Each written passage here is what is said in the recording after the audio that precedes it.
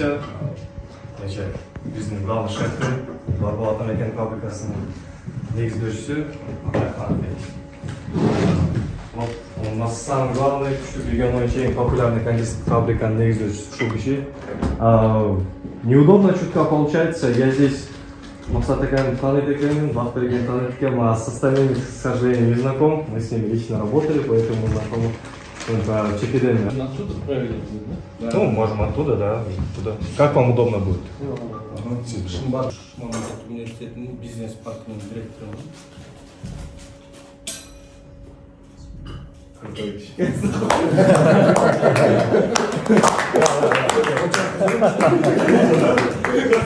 Предложение пожалуйста, бизнес паркинин.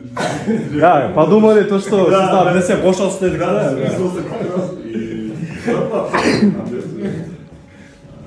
Мен Жомар, фамилиям Доранбек болот. Алып барчумун. Да, похлопаю, да? Мен атым Максат Усенов, мен Барбол компаниясынын тайный агентмин. Байкем жүрөсүң ғой. Тайный маркетологмун, да. Ошол да. Аша мен кайсы профессиямды айтсам экен, да? Кайсысын айтсам экен? Я инженер-автодорожник.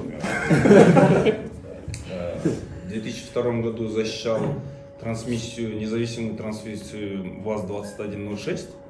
Выиграл наука и студент деген, да, прогрессивный студенттер үчүн ошон утуп алгам. Бирок почему-то вообще с ГАИ не связанный работада жүрөм ошо. Творческий человек. Мужчина, мне жумушкун ресурсан кыла берет. Короче, акча табыш керек деп. Жумушум ушул, короче. Профессиямды табыш керек. Кадыга келдик. Дагы жакшылап предложение болсо, Максат Акаевич киного катышат. Бажарикова, Ваяшкова, силар Барболдо продакт плейсмент болуп калат. Атым Тимур. Куркунов. Ош шаары Төлөйкөн айылынан болом, бирок сыркоолуп атам, тамакка кечим сурайм. Бывший сотрудник компании Барбол мен деле. Бывший сотрудник. Учурунда иштегенбиз. Канат экенин жакшы тааныйбыз. Кийин теле кызматкери, алып баруучу тоже той маареке иш-чараларда.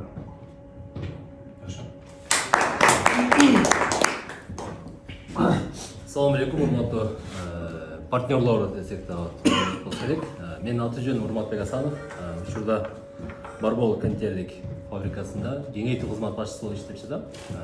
Мен баарыңыздарга таанысыздар деп ойлойм. Келип келгениңизге рахмат.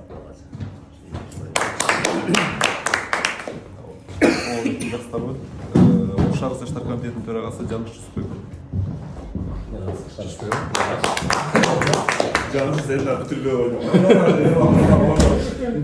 Да, серьезные люди не наговаривают, да? Да. Боюсь таких людей. Ассаламу алейкум. Студент, калтаруучу, бул академия жөн тең шакирт болот да каласа. Аны азыр TikTok Instagramда бир аз блог жүргүзүп, анын концерттин интернеттеги вариантын алып чыгып атабыз да каласа. Атым Улан, азыркы учурда ушул Ош шаардык мэриясынын тышкы байланыштар жана аналитика бөлүмүндө аналитик болуп иштейм.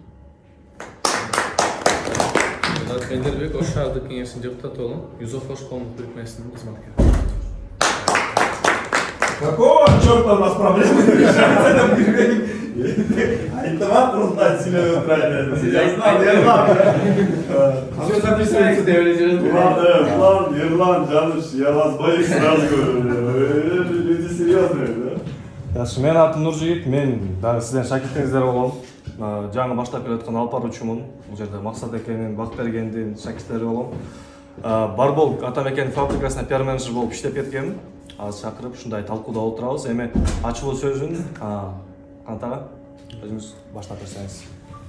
Assalamu alaikum. Quvonchdaman, barыңыздар келип, сиздер менен бүсүлүш турганга кубанычтамын.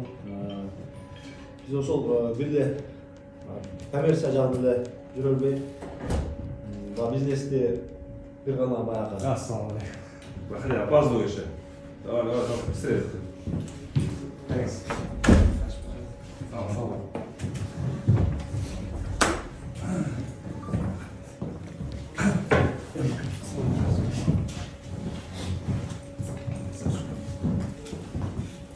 Ошо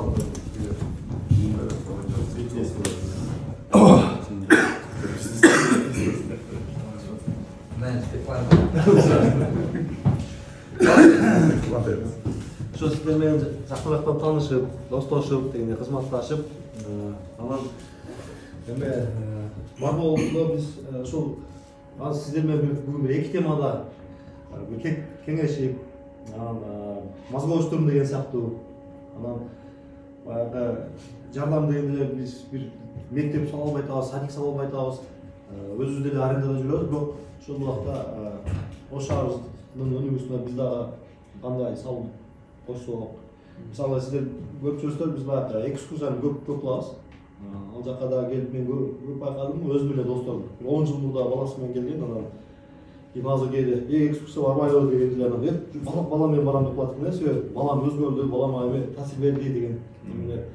Анан ошол биз байкап туруп ал нерсени көп өттүк да.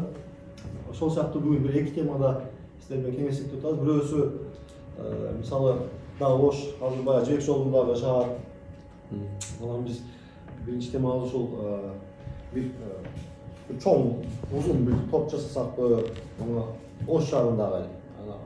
Мүмкүн кийинки жылы Түштүктөгү, анан кийинки жылы бир Кыргызстандагы, анан бара бир дүйнөдөгү иш кылса баягы Гиннеске киргизе алсак, бул деле Ошко турист аяктап кандай жардам бериш мүмкүн.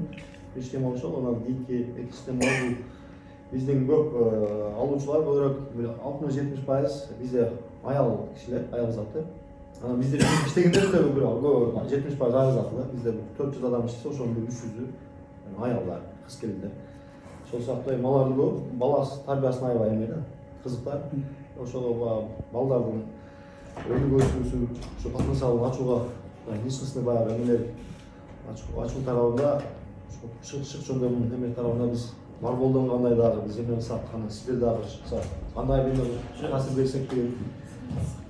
Ошол эки темада кеңешсек деп, ошо биринчи тема ошол эме боюнча, торт боюнча сиздер баягы креатив адамдарсыздар, баягы чыгармачыл адамдарсыздар, баягы бизге аябай жакшы сунуштар болуп калышы мүмкүн, кеңештер болуп калышы мүмкүн. Бул жерде ушул талкууланган темаларга свежий взгляд. Бул жерде жалпы Кыргызстан тааныган мырзалар отурат, бүт Кыргызстан тааныйт, Түштүк регионун тааныйт. Мына ушул популярный адамдардын ой пикири кандай кылсак, ушундай инвестор китебине кирсек болот. Москва бир күндө курулган эмес. Ушундай чоң адамдар чогулуп сүйлөшүп отуруп, жакшы идеялар менен, жакшы пландар менен кылып да. Мына ошого мынча айтканда, ошондой айтканда катта акылдар чогулуп отурабыз да, ошол жердечи. Ошол боюнча талкуулап, ошол неме боюнча Гиннеске кантип китебине кирсек болот, кантип деги эле Ош шаарын таанытсак болот депчи. Дагы көтөрүп именно Барбол менен кошо. Ошондой. Анан экинчи тема ушул жаштардын шыгын арттыруу, потенциалын жогорулатуу. Бардыгы эмне болсо четке кетет, башка жака кетет, четте Москвага кетем, Европага кетем деген акыркы маалдары актуалдуу болуп атат.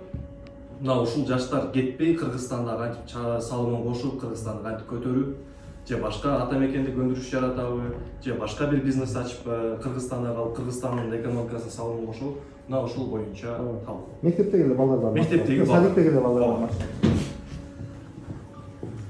Ну, для начала, мне кажется, надо частные садики, частные школы закрыть, мне кажется. Это ли долго продолжение? Уважаемые участники, уважаемые депутаты, вы рассмотрели, потому что социальный слой Кыргызстана, учитывая за 32 года, которые мы прожили, аз мисалы үчүн социальный слой экиге жестко бөлүнүп калды да. Байлар кем багалар. Раньше он как-то регулировал, например. Я не знаю, у Ёмы сынок в какую школу ходит, например, да? Учитывая тот фактор, что он может за 3 дня 570 взять и продать, да, например. И куда его ребенок пойдет, да? Мне кажется, социальный слой, пока мы не регулируем, проблема уехать из страны будет всегда, да? Как ты думаешь, Ал маселеге чечим. Доктор китебиде ошондой торт менен киргендер бар бекен изучать? Бар. Блин. Канча узундукта или канча тонна менен кириптир? Салмагы боюнча эң чоңдугу 150 килограмм. 150 килограмм. Каяктан киришкен? Былтыр эмес, Гиннестер китебинен, ал Европада болгон. Эң кымбат торттордун бири. Кайсы мамлекетте? Франция. Франция кирген, 150 килограммдык торт, чоңдугучу? Чоңдугу көлөмү боюнча эсептесек, столдун жагынан болуп анын жанында чоң свадебный торттор болот. Үстүгө кеткен да? Ооба, үстүгө кетет, и объемный, и чоң. Аны кескенде үстүнөн баштап кесип ошону таратып неме алган экен да. Быйыл биз Санжирада, Санжиранын астында ошол жерде иш-чара өткөргөнбүз. Анан ошол жерде мен адашпасам Ош боюнча андай чоң болгон эмес торт. Ал неменин жанында эле, стол жанында эле торт жасалып, бар болду. Мен ошол жерде алып барып жинаганда ушулай эң чоң торт жасалган, Сулайман тоо, Акбура, бир-эки локациялар менен кошуп, анан ошону кесип элдерге таратып не болуп экен. Канча адамга жеткен? Урматтуу доктор. 1000ден ашык адамга жеткен. Азыр бизде ушу идея мындай. Биз баягы торт жасаган поднос, мисалы корпоративге болгондо 40-60 да. 40 эни 60 мына узундук. Ошо 40 кылып туруп биз эми баягы бийигине бир аз кыйын болот эми. Узунуна мисалы эме сакталып Чебек жолун чагылдырып деп атасыңыз. Узун мына канча метр узундукта эми килограмм эмес. 40 метр болду узун кетсек болсо керек. Анан ошол жерде сиздердин оңдушуңар үстүлөрдө эмелерди жазып, мен чагылдырсак жакшы. Ага, бийликке болгон жакшы эмес. Узун Бикке Жабай болот да. Арбасында иш бар көчө. Алып кетүү Францияда торттун бийликтиги канча экен? Сизге так маалымат берди. Google'a келген сурасаң айтты. адамда болгондо бийиктигине болсо, адамда батпай калып жатат да. Узунуна кетсе, кеңирде болот. Тегеректеп турганга да көбүрөөк адам. Аларда по-моему несъедобный бана каркастар бар окшойт да, пластмассада. Жебей турган. Беш каркас болбойчу, торт Несъедобный жебей турган. Пластмасса. Жей турган жок? Жок, бийик болсо. Основа камыр тура кылды. Үрүгүн көтөрө албай калса Күттү өткөн сөз да. Бирок жылуу болуп Сиз калса, очень плохой. Сөткө жакшы жакты. Нет, негизи я поддерживаю идею длину. Узун удача. Например, представьте, торт будет длину по всей площади мэрии, да, например, Мондо, и то чагылдырыпчы. Великий шелковый путь, там, типа, начиная с Китая, там, заканчивая куда-то Европы и точками, да, то есть. анда бар, жүйөк жолдун картасында болсо да. Например. Анан ошо сиздер айтып атпадыңыздар, где-то там, ошо ортосунда Сулайман тоосу мененчи, например, примерно, я не знаю. В принципе, это возможно и было бы круто. Суук малда кылса жакшы болот го эми, жайында сейилип кетет. Мисалы калптар ошол 40-60 кетет да. Значит, жерге эле кылыш керек экен да, түз асфальтка эле. Монда столдорду койсоң, мындай, столдо койсуңдар мына. Кылыш кылып койбойсуз болдуңбу? Жерге төшөк салып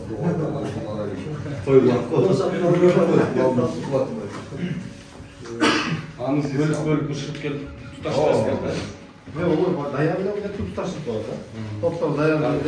Өзүңүз канча узундукта кылайын деген ойуңуз бар? Ушун билбейм, сиздердин оюңуздар канча болсо бир Ош шаарында эки болот. Ош жерде дем чуктоо болсо керек, биринчи. Да, и, по-моему, Кыргызстанда, да, по-моему? Да, и, по-моему, Средняя Азия. негизи менин оюмда биринчи жасалганда эле сплошной рекорд кылып даярдайбыз.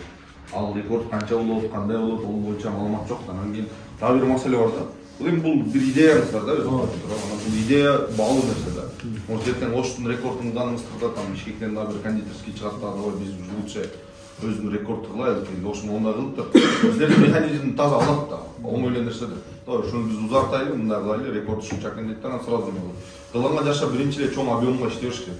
Малый нерсеге иштеген менен кажети жок го дейм. Мисалы Ошто эң чоң торт жасалып сөз алдында эле калып кетет ал чындык эле нерсе. Вот рекорд кыла турган болсо, может кичине эле элде рекорд орноткон деген сөз бар. Азыр эл таң кала турган заман эмес да.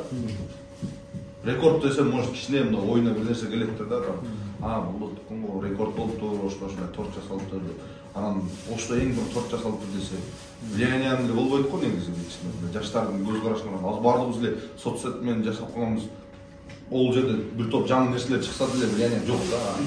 Болуп аткенде деген. Мен ойымча ошо торттор баягындай гүл фестивалы бар Наманганда. Ошондо Ошто торттор баягы көргөзмөсүн кылыш керек. Анан ошонун ичинде ошол Гиннестиктерине кире турган торту жасаш керек дагы, аны коюш керек да. Негизги максат ошол калып барат да. Мүмкүн болсо ошол шаардагы бардык нерселерди чагылдырып туруп, мисалы канчалык даражада Төө болобу, Сулайман тоо, Ак Буура торттун ичине бардык нерсе чагылыш керек да. Мындай адам көргөндө деп азыр жогоруда айткандай көбү мындай биздин азыркы жаштар там бере бербейт да канча нерсеге. Ушундай анан нерселер кылыш керек. Жасалгалар боюнча эң жанагындай эсте каларды кайсы топтунда көргөндөн кийин ушундай кол жасалыптыр же ушундай необычный жасалыптыр деп десеңиздер. Ленин. Серьезно? Жедерти койду Ленинге эле калды. Он автоматически бери выше, например. Сулайман-то Бура это круто, это Волжский круто, да, то есть надо всегда брать выше. Страновой уровень. Я всегда говорю, что я кыргызстанец. Я родился, вырос в Оши, да, то есть Ошто туралы өскөн. Но чет мемлекетке чыгып бир-эки бор келгенде эле сразу ты говоришь, я кыргызстанец, да, то есть я кыргызстанец, поэтому нужно делать рекорд выше, мне кажется. Но удивить можно Ленина, отвечать даже там Россия будет смотреть, знаете, да, что ли? Ленин будет туда стоять, да. Он понял, торт форматы. Ожили, да? Кандай температура болсо устойчивость кандай болот? Канча саатка жетет мисалы? Негизи торт кайсы температурада туруш керек? Азыр 0-6га чейинки температура. Канча убакытта аткарылат ошондо? Уже жак болот, ылай болот. Канча болсо дегенде сутканы тураласы керек. Негизи Оштотон батты. Почтада ёлканы алгандан кийин башташыңыздар керек да. И тем более ошондой болсо керек. Азыр силерге зимний период, например, жаңы жыл келди дегенден бул бизге сиңип калган нерселер баардык торт алат, неме кылынат, аркылат. Анан бул убакыттар баары бошобойсуздар да, ол чындыкта эми. Азыр объем керек да силерге деле бар. Эл баардыгы торт алып кетиш керек. Эмеге даярдык кылып. Январдын ичинде менимче пустота бар да, нормальный убакыт. Себеп дегенде бул убакыттын ичинде баардык үйдө эс алабыз. Эски торттор жемей башталат. Жаңы торт пока время болбойт. Сен деле бир нерсе сүйлөп койчу, мен уктап Эмеде өзү негизи баягы биз 31 августка болсо сонун болмок баягы. Эгемен. Бирок ал ошо күн болуп бир аз торт берип анда флаг жасаш керек анда. Напоследок, отвечаю выстрелите. Флаг, мына түз кылып элечи. Лучтарды түз кылып жасап койсоңуз бар болот. Хайп болот. Жестко хайп болот. Ошону топ десең колуң менен. Так хайп нет. Эмеде ушу жасап туруп арзаныраак эле кылып туруп баягы күн сатышат да баягы себеби ошончо чыгым дегенде баары Жок, мына ошону токтотуң деп эле. арзаныраак кылып сатып Лучше ярмарка жасаганыңыздар оң, там ушундай рекорд орнотуп алуучулар алдыла деп. Анан сатыштын кажети жок, сатууга келгенде уже элде сатууга болсоңуздар рекорд Гиннеске келбей каласыздар. Эмне? Мен мисалы барсам сатып аткан болсоңуздар анан торту арзаныраак кылып сатсачы арзаныраак. Лучше аны ошол жерде мындай немеле жасаш керек. Я думаю, вот как ты сказал, типа ярмарка сыяктуу жасасаң, вот тогда сатсаңыз болот. Анан Гиннестин өзүнүн күнүн киргизиш үчүн аны сатпайт обычно. Гиннеске кирген нерселер сатылбайт да. Торту жасасаңыздар, жете областы чагылдырып туруп, бирөөсүн Ош шаарынын ошол эме коюңуздар дагы калган жете областтын бардык нерселерине коюп жүрөңүздар. Мисалы бирөөсүндө Мунара бар, баягы драм театрдын алдында общий эскиз турат го. Эскиз турат. Ошондой кылып туруп, ярмарка кылып туруп, аларды кичинекейирээк кылып сатыла турган болот. Анан Гиннес рекордко келгенде эми кісілер қаражаттан рекорд болып жатқандай, короче, машинаны сатады екенсіз. Анда Йомаға сатасыз, Йома тезле сатып қояды оны. Йома машина сатыш бойынша бірінші орында. Өзүнө объем емес, башка жагын караш керек окшойт. Камерада объем менен сосын Индияда 10 метрлик топ бар. Бийиктиги да? Бийиктиги 15 күндө жасалып тур. 15 күн. Америкада 50 тонналык топ бар экен. Кеңеске кирген. 2007 кириптир. Кайсылда турат да? 50 тонна десе, 8 тонна. Кана кетти десе.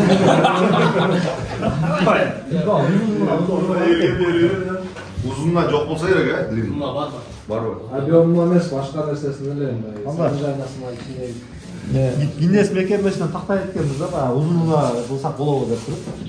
Кол көтөрүп айтабыз да, антип кайдылар сатылган. Алар сыймастан перебөт етсе деген. Sen söyle biz unutmayalım. Агаларыбыз да, анан бирисине калып келип атмачы, чакырганбыз. Анан бар болундай креативдүү подход кылган компаниялардын бири.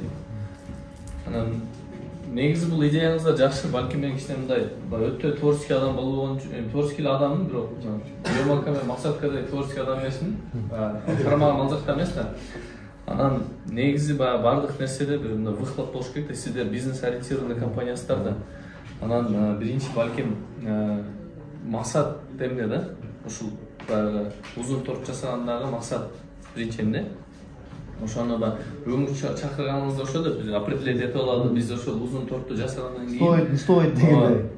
Узун торт жасагандан кийин өзү эмне болот деген вопроста сиздин компанияңыз үчүн, во-первых, потому что бизнес ориентированный компания. Экинчиден биздин Кыргызстанга коомчулук үчүн эме болот дегенчи. Ошого балким биринчи концепциясын разрабатывать этип, мисалы бизден да күчтүү артисттер бар, маркетологдор бар, баягы имидж мейкерлер бар. Ошолор менен биргеликте иштешип, алар балким алар бизге караганда сизге пайдалуураак кеңештер айтса керек деп ойлойм да, жеке пикиримде. Анын философиясы, мисалы үчүн торт өзү вообще эмне философияны берет, жибек жолу менен, ош менен, барбол менен ассоциироваться эткен эмнени берет. Анан общий ошол торт жасалды, коюлду, ырчы бичи, звездалар келди, эл келди, аны мындай тараптык чыгардык. Дальше что деген вопрос, эмне болду дегенчи. Барбол үчүн ал эмне берет? Там уже маркетинг план чистили болуп атпайбы? Эгер рекорд боло турган Эми ал анан үчүнчү ошол менимче Гиннестин өзүн изучать керек го дейм, талаптары вообще подавать эткенде. На Гиннес, да, подаешь, ты должен учитывать все требования Гиннеса. Ошону иштеп чыгып, буларда менимче мындай арт демеге бөлүнгөн болсо, бизде опыт бар да, мисалы 5 бармакты киргизген, канча тонна 5 бармак жасашкан го. Элнура Кулуевага жазсаңыз болсо керек, ошол аял уюштуруучу болгондо журналист. Фейсбуктан жазып, балким айрылып, алар кантип кылды, алар канча бир 40-70 казанда. Короче, Американын посольствосуна айтсаңыз өзү чакырып келет. Мен Американ посольствосуна ход бар деп болсо. Осы Америка деп отыр. Мен деле кафеде бургер менен Гиннеске ылып көрөйүн деп айтып турдум. Анан өзүнүн Гиннестин өзүнүн немелери көп экен да. Шарттары көп. Мисалы эт канча размерде болуш керек, мисалы да. Булочка кандай болуш керек. Ошолордун баардыгын анан ал кандай обязательно аны сатпай эткенсиң, бекер берет экенсиң, эл чакырып бекер таратып беришиң керек экен. Элден интервью алышың керек экен. Зато что бекер алынды. Мүмкүн Гиннес кылып туруп мүмкүн сатып бергенде бар экен да. Ошонун өзүнүн требованиялары бар экен. Эсеп кысап келип, ошо эсеп кысапка келгенден кийин койдун. Лучше мен бошко эле киргизейин. Гиннес өзүн чыгарып алайын. Негизи Анапакенин идеясы, ты правильно говоришь, маркетинг. Основном это реклама. Но никакой здесь философии нету. Вообще в слабостях и питании вообще никогда не было философии. То есть это культура связана с едой. У него нету никакой философии, да, то есть, мысалы үшін, сіздер жылқының неге жейсіңдер десе біз айтпайсыз да, там, жылқыны внутренний мир шұқылап шығып, біз жылқымен бір болайын деп, да, просто құрсақ жейміз, да, то есть, нам нравится это, то есть, по сути, когда, ну, айтмақшы, бургер, неважно, бургер, торт, там, колбаса, бешбармак, у него нету определенной философии, Но то, что ты говоришь, это в конце дает только реклама. Например, да, то есть он больше ничего не даст. То есть элдерен бир 2 күн сүйүнөт. Биринчи курсагы тойгондор сүйүнөт, экинчиси барбай калгандар сүйүнөт да. Жакшы эле барып атмын депчи. Жетпей калды по-любому. Анан эки сен айтмакчы, эки тарап чыгат. То есть это те люди, которым не понравился или не хватило. Жетпей калгандар болот да, сөзсүз ал жерде. Мисалы үчүн жана айтпадым, 1000 адамга таркаттык деп. Санжырада бир 2000 адам жүрсө керек, калган 1000 айткан да. Ушу что-то барбол вообще эч качан торт албайм деп. То есть это тоже реклама. По сути это черная реклама, вот, ну, там типа черный пиар, да, типа. Кому-то не хватило, то же самое. А в целом, Каланбайкен идеясын мы можем только типа поддержать. Вот, башка, честно говоря, от того, что мы сейчас Байкенде айткан идеялардагы ёмадай болуп чыкпады. Кинесиңер, жөн жүрөйүнчү деши. Кой. Не, ну на самом деле это классная идея. Маркетинг мисалы негизичи, бул жерде негизги идеялардын бири Ош шаарына кантип салым кошобуз деген идеядан келип чыкты.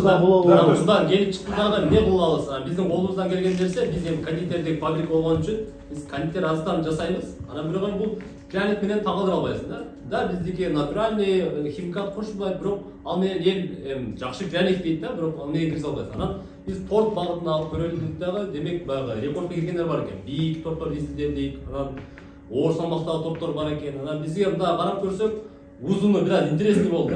Неге?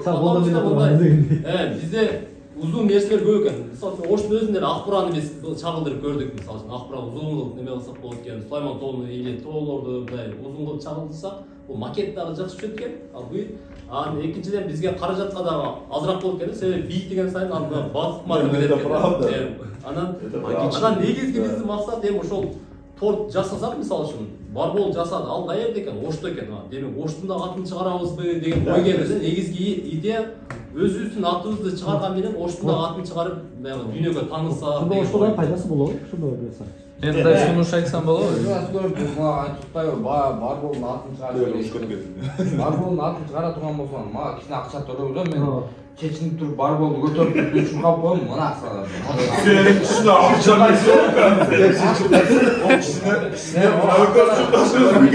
акча аркадан чуркап коем, мен барболду кармап.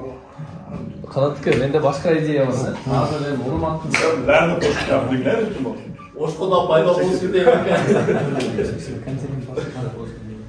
Мынау эгер урматтын сөзүн таянсак, эгер максатындай да ошол, опять-таки, мен байыл айтканда быхлап сиз коммерческий организациясыз да. Сизге биринчи сиз мындай ыңгайын доходун ойлошуңуз керек. Себеби сиз өндүрүүчүсүз, сизге акча керек. Антсе жылбайт. Анан ошол тортто, мына жакшы. Ошту ошол Акбура, Сулаймантон полный чүрүп, на площадька праска кылып, аны тортко тийбей турган кылып, ошол Ошту чагылдырган торту жасап, ошол мейли ошо узундугун эгер ориентировка кылсак, анан сиз айтып атпайсызбы, аны действительно ал канча миң тонна ал деген ишканага убытык да, мисалы үчүн сиздин ишканаңыз бар. Анда торттор тем более бүтүн болбойт экен, бөлүнүү болот экен да. Эми бул ооба, балким бул просто ой, анан кийин детально уже өзүңүз специалист разработка кылып, ошол тортторду аукцион кылыш керек. Мисалы үчүн бирөө Акбуранын бир бөлүгүн сатып алат, бирөө Сулайман тоонун сатып алат. Анан аны эми простой эл алышы кыйын, себеби акча по-любому азыр бардыгында бар эмес, жок эмес да. Мисалы үчүн строительный компаниялар менен заранее уже сүйлөшүп, баягы жияда мүчөсүз. Жияда алардын да ишканалары мындай пропиариться есть возможность да. Барболду мисалы үчүн Эмаком популярный болуп атпайбы? Может ал өзүнүн имиджин оңдоп какой-то бир эмеге сен элит это к слову да. Мисалы үчүн может я договорю, я извиняюсь, пожалуйста. Сапат Global келип Акбуранын, например, башын сатып алат. Например, Ошму келип Сулайман тоонун сатып алат. Ректор өзү келип ошол жерде ошол эмеге катышып, анан балким ошо түшкөн суммадан бир энный частин ошол шаарда бир инсталляция куруп бересиздерби, шаарга пайдалуу да, мисалы үчүн мындай эстеликке кала турган Барбол компаниясынан белек. Балким бир какой-то бир кайрымдуулук иш-чарасы болобу. Же болбосо мисалы үчүн азыр TEDx форматында сиздер айтып атпайсызбы, жаштардын ансезин өзгөртүү деп. Ошодон түшкөн прибылден бир бөлүгүнү жаштар үчүн атайын бир мындай жаштардын мындай аң сезимин өзгөртө турган бир, мисалы үчүн Бишкекте Эмин Талиев бар, мисалы действительно жаратман адамдар да. Берки Табыл деген бир жигиттин иниси бар. Бизде баягы азыр мисалы үчүн өмүрүндө пирожки сатып көрбөгөн адамдар коуч болуп бизнес кылып жүрүп атат, 2000 сомдон 3000 сомдон тренингдердечи. Анан биздин балдар ошого барып атат. Балким Барболдун ошол бир социальный ответственность жаштарга ошону мындай бир нерсе уюштуруп бересиздер да. Акчаны өзүнүн чыгаруу жолу дейм да эми да. А бирок бул эми конечно детально иштеле турган нерсе. Но бирок ошо шаарда мисалы мэр келип бир жерин сатып алсын, аны бирок заранее уже сиздин кызматкерлериңиз бир 2 ай 3 ай мурун баштап даярданып, анан даже может ошол жерде эле уже сүйлөшүп алаттыр да, например, торттун дизайнын жасап чыгарып, мисалы үчүн 300 метр торт болот, эми условно да. Например, 10 метринен 11 метри бул Сулайман тоо түшөт. Ошо Сулайман тоон эгер сатып алсаңыз, биз уже заранее сизге аны резерв кылып, броньдоп коебуз деп. Уже заранее сатыш керек да, 3 ай. Анан бир энный часть, например, 20 метрин бул чисто ошо элдер үчүн бекер жегени, ошо келгендерге кызматкерлериңиз кесип сатып бере тургандай кылып бир мындай механизм ойлоп табыш керек да. Ошондо сизге да выгодный болот и пиар кылганда действительно ар бир келген ишкана өзү пиар кылат. Себеби биз мына бүгүн Барболдун мындай акциясына катышып, Оштун жүрөгүн Сулайман тоонун сатып алдык деп Ошму целый Ошму пиар кылат. Экинчиден акча торттун өзү эле чыгып калат. Сиз кымбат сатпайсыз, себестоимостун эле чыгарып аласыз өзүңүзгөчү. А в третьих это мына массалык маалымат каражаттары бузул элек маалында тартып торттучу реклама кылып. Билбейм, мен ошол эле жолду көрүп атам. Мындай ушуга эле кошумча алдыңкы компанияларда жанагы спонсор болуп эмете турган компаниялардын логотиптерин, немелерин, даже зданияларын деле эметип коюп, жайгашып. Эң коомдук коюп турган. Анан ошол жерде Эң кымбаты ба? Ошол жерде өздөрү сатып алса, коллектив менен сатып жеп Мындай сунуш бар эле. Регион боюнча сапасын, финансы боюнча кыйын да. Бир айткандай эле себестоимость болсо кетишим мүмкүн да. Докторду любой эле бизнесте андай тармак. Сиз өзүңүздүн эле жумушчуларыңыз целый 1 ай убактысын алып калат. И алар өзүңүз эсеп кылганда бесплатно иштеш керек. Чөнтөгүңүздөн акча келет да, мындай эсеп алып көргөндө. Алар баары бесплатно иштебейт. Мен ойлодум, Мурат ушунун баарын кыйнады, башта отпай, елмагай акча төлөп. Го чуркасын. Ошту эме болсо, туристский немесин логосун коюп, ошол Аркасынан елмагай, аркасынан. Ошондо хайпта болосуз. Бирок резон жинсаны иштетиш мүмкүн да. Жок, аякта бетиңди жаап коюш. Жам мен ачып жүрбайм. Анда жарым акчасын сен төлөшүң керек болду. Жумагүл сен эле жумдап бербейсиң анда. Мен Жумагүл мынча мен деле жумагам.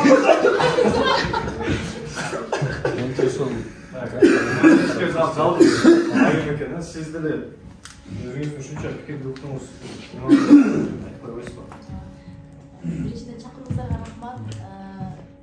Буга чейин мен айтып турган жакшы пикирлерден меделинибиз, биздин чыгармачыл кесиптештерибиз баары айтты. Мен дагы баарына кошулам. Мындан ары дагы буюрса Барбол түштүк жергесин аябай өзүнүн чоң орун тапты. Мындан ары дагы буюрса ийгиликтер болсун. Биз чыгармачыл жамаат дайыма сиздер менен бирге мындай команда менен иштегенге, жардамдашканга дайыма даярбыз. Рахмат. Жакшы пикирлер айтты, мен баарына кошулам. Сиз Гиннес боюнча айтыңыз. Албетте колдойм. Гиннес бою эми буга чейин деле шаарда урду ар бир үй бүлө азыр Барболдун өзгөчөлүгү халал. Ар бир эң мусулман болгондон биз халал жешибиз керек. Аны ар бир үй бүлө таттуу баары жакшы көрөт дегендей. Рахмат. Даже эме кылсаңыз болот экен да, что мына жөн эле пиар үчүн эмес, балким ошол күн Ош шаарында шириндик күнү деп номинировать этип, Кыргызстанда шириндик күнү деп Барбол демилгелеп чыкса болот да. Вот мы Барбол Бири выше деп атайбы, ошо, например, ты правильно говоришь? Кыргызстанда шириндик күнү деп жарыялайбыз деп, ошол жыл сайын, мисалы үчүн Барбол компаниясы ошол күнү балким быйыл Ошту чагылдырса, кийинки жылы балким Таласты да, Ысык көлдү да. Да, чтобы мындай, я думаю, компания, которая работает по всей стране, он не должен ограничиваться Siz öz qayerdamsiz? Noqat. Onda noqat деле жазып отурбайбы? То, что атканда noqat жаза бербейсиз турабы? То есть я сам, я же говорю, я Орский, но я за Кыргызстан, да? Например, флаг, он сейчас вы пошутили, мы хахахи пойдук, но он сейчас турбо актуальный. Если вы его сделаете, Барбол типа эльменен деген секілді, отвечаю, среди народа будет поддержку бешеную иметь. Сейчас тот, кто поддерживает флаг, который забыли за 2-3 дня из-за того, что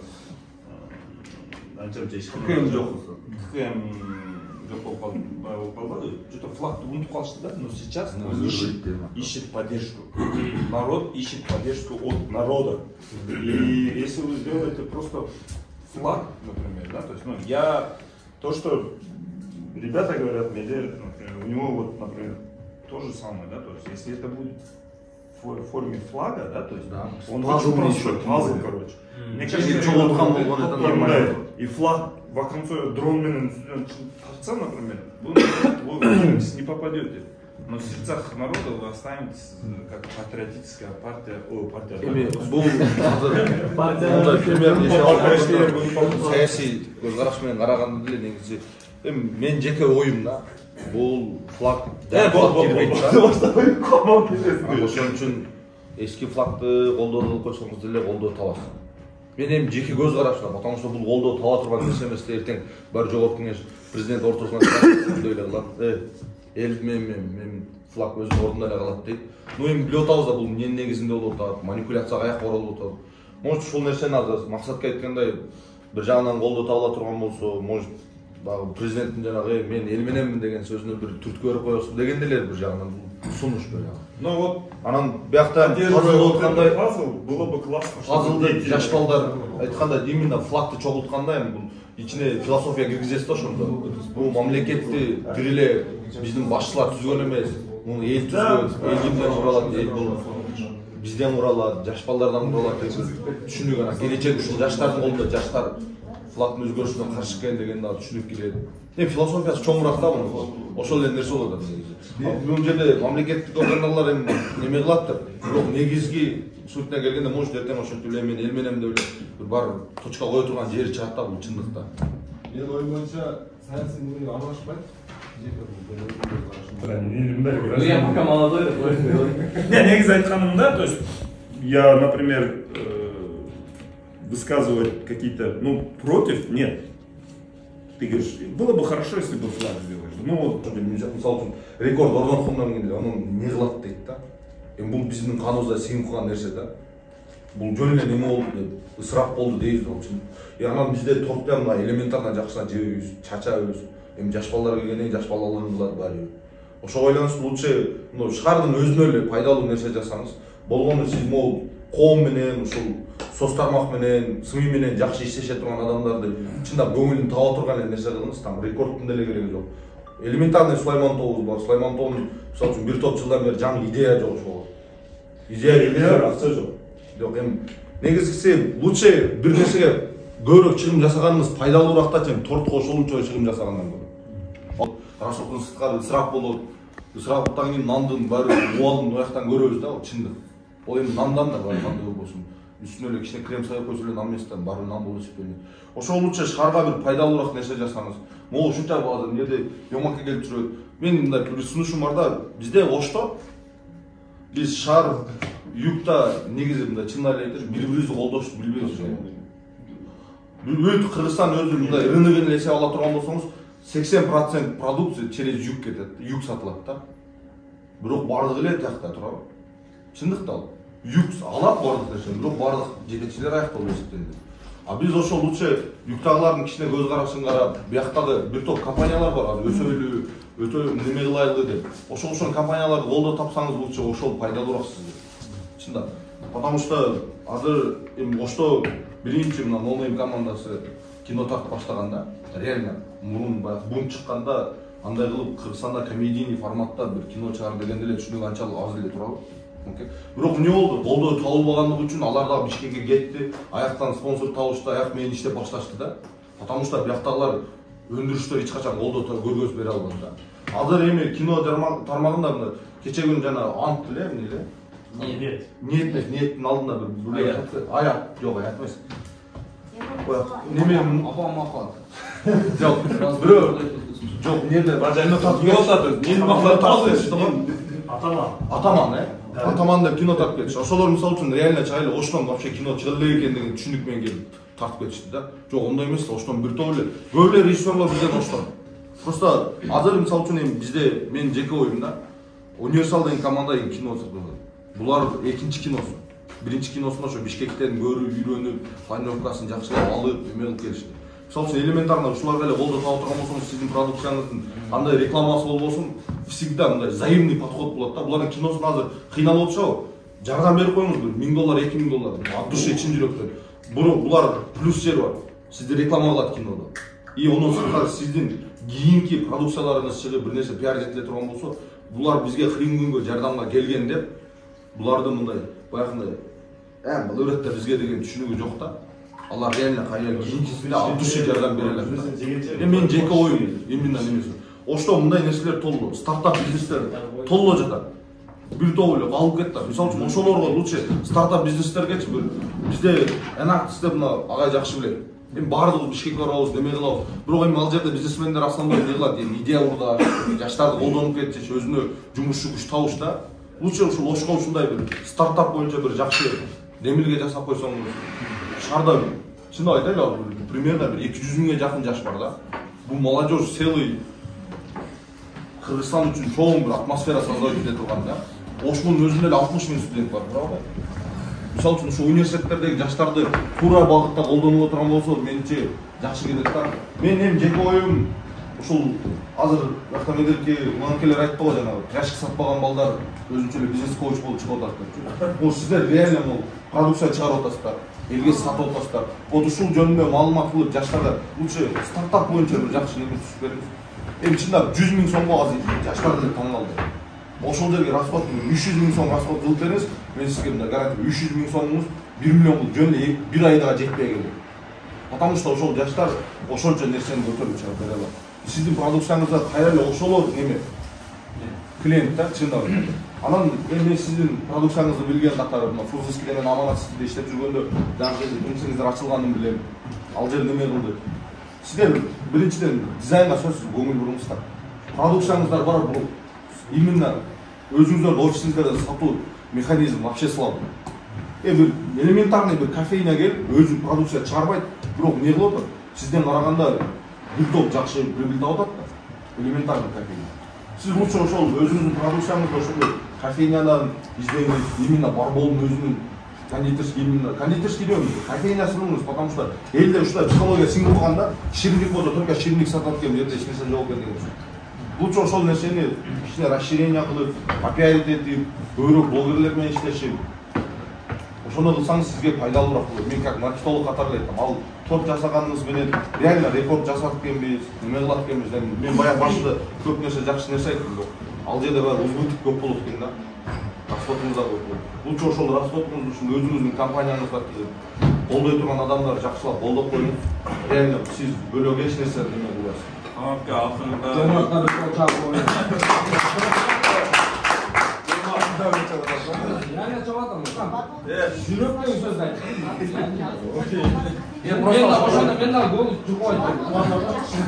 Çok ошондой нерсе. Барды да ошол нерселер. Акырында Йомако голу чыккан экен. Жомарт айткан нерсенин менен экинчи вариантын айтып эле да. Кайда тийиш керек, камчыларды кылып бериш керек деди. Бирок мен эки коюн алып атат. Жөн эле акчаны түз иштетпей, торту да жасап, нарынды, көлдү, баткенди чагылдырып туруп, ошону сатып, ошонун каражатынан Жомарт айткан нерсени мындай инвестиция алса экөөдөн болмок да. Ушул нерсе болот. Максат аканын айткан идеясы да жакшы да. Полный картаны түшүрүп керек. Сиз эсептеп чыгасыздар. Менде мындай эме бар да. Бара бекер сатуу ойчу жок. Мен өзүм зекет эме кылып сразу чыгарып берип жүрөм эмечи. Бирок адамды эң бузуун жолу ошол соопчулук, кайрымдуулукта өтө айтат болсо, даже зекетте бар категориялар бар, эмелендирме бар. Адамды эң оңой бузуу, бул өзүң балаңа бекер бар жок кылганда, ал бузула берет. Чоңойгондо зарар бар, инвалид болот да. ошол сыяктуу адамдарга да бекер берип кадыры да жок. Эме адамдар бузасын бешпеттерчи. Бешпеттер халявщик болуп ошобойду. Особенно блогерлер, ама халявщиктер. Жок, блогерлерде мына продукт бар да, эме. Ал кызматын көрсөтүп. Жок. Жакта. Ошого мына бекер болбойт, баягы список болсо дегенде. Түр, бизде бир айда 16 миллион зарплата. Ошонун зарплата налог эле 3-4 миллион. 20 миллион налог менен зарплатанын өзү. Ишкана тезде тишиш мүмкүн да. Ошого биттерден сактаган да. Ama şimdi себестоимость емес, меніңше нормально прибыль көре тұрған даражада қойып, айтайын деген ада тұрған адамға деле айтыпчы, сіздер алғанда біз чөнбекке салбайбыз, мындай нерсе кылып беребиз. Кайсы бир деңгээлде сіздерде салым кошкон болсуңар деп айтып, тума деле сата берсе болот. Жомарттын сөзүн мен Жомарттын эмес сөзү бар, сөз кетерек айтып койгон эгерде реально Жомарттын сөзүнө кошулам десеңиз, чында ошо спонсор жагын кылсаңыз өтө сонун болот. Эгерде реально спонсор кылам десеңиз, мен 2 жыл кино тартам. Негизи просто мындай да бизде продукция өтө сонун. Бул эми юмористический, блогерство бүт тарабынан. Чында, мына мисалы үчүн айтам го, Эмиль Эсеналиев кино тарта электе, номем тарткан да. Бул чындыкта бардыгы факт да, ачык эле факт да. Бизде эмне болду? Колдоо жок болгон үчүн калып кетти. Бакта 5 күн болду. Ошого байланыштуу негизи эле айтып аткан нерсе менен. Мына неме дагы айтып аткан темадагы. Мында элге неме кылыш керек. Биринчи эсеп кылып көрүңүз да, биринчи сиз сатат деген компаниялар биринчиден албайт. Бул чындык. Мен строительный компанияга барып айтканыңызда деле, ал жерде ал сиздин брендиңиз ойноп атат да. Мен маркетолог катары айтып берейин. Сиздин брендиңиз ойноп аткан жерге алар өзүнүн брендин ойнотуш бул вообще проблема. Мисалы үчүн кече Аманат Ситиран уюштурулду. Аманат Ситиранда мисалы үчүн спонсор тартылат, актер пилот деген не болду? Шатер гана берилди. Шатерлорго гана спонсорлор өздөрү товарын сатканга келишти. Эмне кылышты? Бирок мындай айтам го, строительный компания, мисалы сиз ишкер катары сиздин займа выгода болбой турган болсо сизден кереги жок да. Мэрге барып деле азыр сиз айтып, мэр сиз ушунча бөлүгүн алышыңыз керек, ушундай деген болсоңуз мэр ачыгын эле айтат. Мен ондан көрө силер деле торт сатып алып эле балдар үйүнө алып барып берген мага пайдалуураак го дейт да. Сен ол тортуңарды алгандан көрө. Менимче мэр деген ошол сөздөр бир мисал катары эле болду окшойт го. Жок, эми негизи айткам го. Ошол мен деле ошол улай айттым. Лучше ошол сиздин кардарларыңыз жаштар, эл ала турган нерсе жасаңыз. Ор элди кантип кыласыз? Мен айттым го, кинодон табасыз. Стартап бизнестен табасыз. Жаштарды колдоодон табасыз. Эми менче жаштарды колдоодон нормальный результат болот. Мында шаарыбызда прям именно жаштарды колдоп, ошолор менен бир чоң иш-чара уюштуруу деген тема жок да башта. Биз кантка мындай акциялар кылабыз да. Шаарга келсе, мына кыздын Ошко келсе, Оштон мындай элес чалган иштеке жок болчу инсталляциячы. Анан жаштар 2016-жылы мындай макетин сатышкан Айла Фрош деп кичинекей. Анан мына Сулаймоновдун алдына курушкан. Ал клиптерге түшүрдү, Алматы ошого турап кылды, Баткенде кылды, айтайын дегеним. Ошко келген туристтер мындай Сулаймоновдон тартса тойло болуп калат да. Бирок бир инсталляция болсо, баягы Айла Фрош дегендей. Бирок инновацион нерсе табышыңыз керек. Уже ал тема бирок прокат жетпейт. Аз жогон бүтүп койду эме. Бул бир мисал да, бул кичинекей эле бир жаштар, студенттер, окуучулар кылган иш да. Чоң ишкана эмес, мэрия эмес, башка эмес, бир топ инициативный группа. Ал максатка жетти. Андан кийин ошол сыяктуу майда-майда мындай шаарга пайдасы тиеп турган инсталляция, пайдалуу нерселер жасады да, көрөчү. Айтайын, мендер айткан нерсени, жашын мындай компаниялар албай эле койсун, балки мындай үй бүлөлүк бул. Мына пазлды мисалы азыр ойлонуп отуруп, мындай ойлондум да. Жашын площадьты мындай квадрат кылып, строительный окшоп бөлүп койсо, ар бир үй бүлөгө мындай бирден парта берсе, жашын семейный кылыпчы, бул бар бол ошондо бир деле мындай торт эмес, семейный ценностьтарды жайыта турган кылыпчы. Үй бүлөсү менен келип, аялар чогулта турган, балки мына флаг болобу, башка болобу ойлош керек. Ошондо мындай бир иш-чараны ham катып кетет. И коммерциялык жагында ага катышуу балки платный болобу, аны ойлош керек да. Гиннеске келиш эми ал аны биз мындай эле коюп турушубуз керек го деп, объем керек экен, расход керек да. Мен билекли строительный компанияга балдар Ал, по-моему, ал Италия жазалып келатат да. Я, по-моему, вижу Барболдун нелер, логотиптерин. Böyle иш-чараларда көрөм да. Анан айтып атпаймынбы, я, оказывается, давайте лучше в космос запустим спутник, где с эмблемой Барбол, да. В космосе он никому не нужен. вообще ешкімге керегі жоқ. Жүрген спутник жүре бар бол не проблемасы. В этом и суть гениальных мыслей, когда ты делаешь просто выстрел вверх. То есть, да. А то, что ребята говорят, анчунсиз реально, например, и шар үшін, конкретно шар үшін билесе қыламын десеңіз, анда вам нужно депутаттармен встречаться. Конкретно определенную целевую аудиторию қыламын десеңіз, у вас есть хорошие рычаги, да, то есть, которые помогают управлять. Но, наверное, вы хотите масштабно взять, то вы обратитесь правильно. То вот здесь я поддерживаю идею, которую мы... Üç startapta üçte ideya olmuşsa, üç ideya olmuşsa, teğme işleyip, yani asfaltını yazar.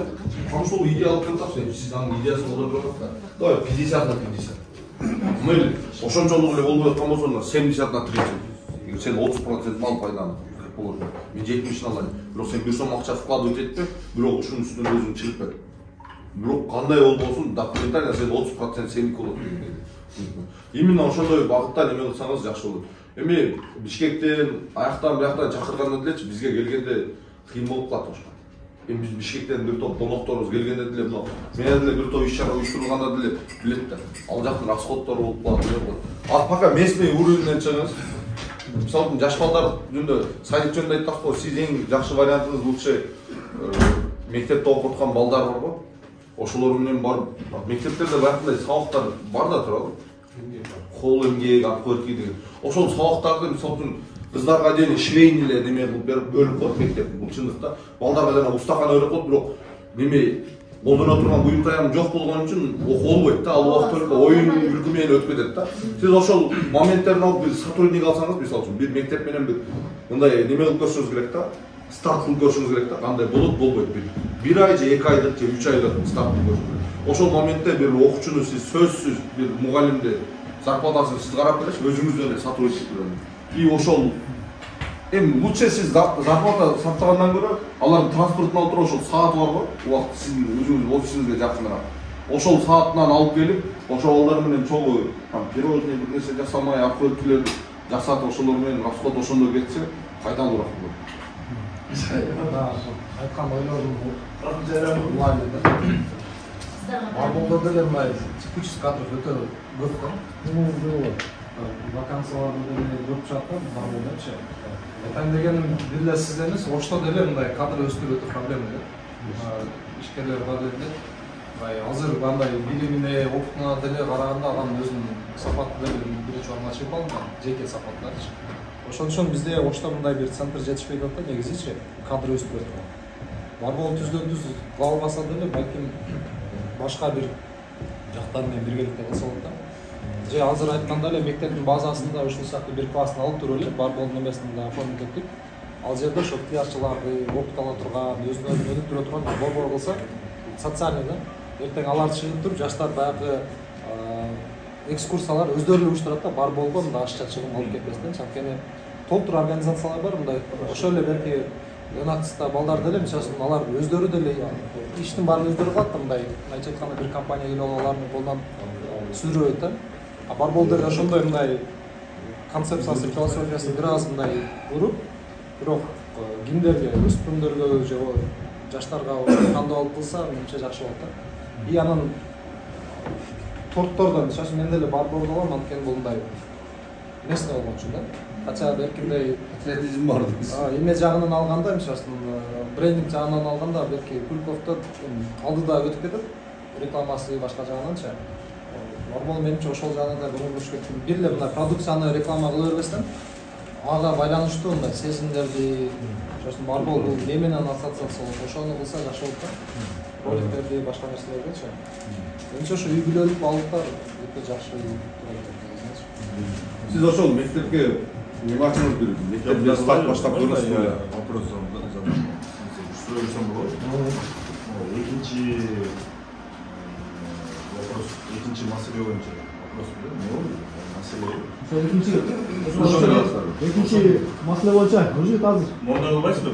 Түшүндүрүп бербейсизби? Что вы атпаңыздар? Экинчи маселе мына айткам го. Мисалы биздин көп публика клиентте жаш балдар. Аял кишилер экен. Алар да жаш баласын алып келген, анан аял кишилер экен. Анан ошодон баягы көрдүк го эме. Алар бизди колдоп атат. Аларга стартап кереги жок да, то есть я не могу понять, что кого вы хотите, аудиторию, целевую аудиторию определите, я вам скажу, что вы. Мен мондай десем калат аза. Айттым го баягы бизге экскурсияга келгенде балдардын ансезиминде жакшы таасир берет экен. Бул эки тараптуу пайдалуу болуп атат да. Ушул сыяктуу дагы эмне кылсак болот? Ну тогда вот теперь можно, теперь я отвечу, я понял, что вам не надо ничего придумывать, открывать Америку, открывать, но Байкайтхан, Улайтотхан, это у вас, по-моему, другой отдел должен заниматься конкретно маркетингом. Екіншіден, Урмат деген сотруднигиз эң мощный сотрудник, только благодаря ему я начал кушать. Прям пахтаганда кетти. Прям жей баштадым үйдө. Анан моундай бир печенье бар экен, не шоколадный, а солёный сыяктуу, как кофейный. Он вообще только благодаря Урмату. И теперь вопрос. Если вы хотите развитие детей что-то сделать, учитывая тот факт, что сейчас мы как раз таки находимся в центре IT, сделайте игрушечную программу, в которой дети будут играть барболный, образовательный вой. Тот, кто соберет какой-то балл, пускай он у вас получит приз, который вы сейчас будете раздавать нам. Нам особо не надо. Ребенок, он будет мотивирован. То есть срочно, например, элементарно ли? Например, нан эмнеден жазалат, орысша кыргызча. И вот торттун составын түзүп берет. То есть это будет программа, которая образовательная и игрательная. Если ребенок выигрывает, получает балл, а я уверен, что будет мама играть, да, то есть как раз та аудитория, которая выигрывает, они будут привлечены к этому. Мобильное приложение. И потом, да, мобильное приложение. А потом, когда вы наберете определенную аудиторию, вы можете говорить, вот биздин жиынтыкменен, например, да, то есть выиграла вот это, у вас будет реклама, будет вовлеченность того, вовлеченность этого. Если жоқ десеңіз, просто среди этих ребят, типа, пряник алып отқан балдардың арасында iPhone разыграете, вы больше выстрелите. Дан! Да, например, апасы менен баласы пряник жеп атыр дечи. Жеп бербей, бирок сатып алып дечи, например, да, ачуу чындык. Но если вы хотите конкретно заняться тем, вы экскурсияга келтирбек, вам нужно будет сделать расход на онлайн игры. Азыр мондай бир головоломкалар бар да, дарыгы дегенчи, например, дорисуй картину дегенчи, пример, сизге эң оңой айтканда. Например, печенье, вот даже вот печенье нарисовываете, он вот, типа барбол менен, и он должен дорисовывать, типа шоколадный. Но это сделает ребята вот здесь как раз айтишники, оңой версия, да, то есть. И это приложение они должны скачать. То есть вы будете делать так, чтобы они скачивали, зарабатывали баллы, и по итогам определенных баллов, например, мен мына 100 баллым отметка кылсын, инстаграмымызды тыгып салат, отвечаю, реклама кылып атчы, барболду отметка кылып атты, Урмат бечара уктабай калат, и так уктабайт. Бирок жакшы болуп атат. Да, по-моему, сода жакшы болуп атат. Урмат жакында жакшы машина алды да. Бир ошол машина. Келгенде квартирант эле, азыр үйдү сатып алган. Азыр машинанын оңдо дейм кырша калды да, биздечи ошон үчүн мен ошон үчүн пряник жеп атам деп.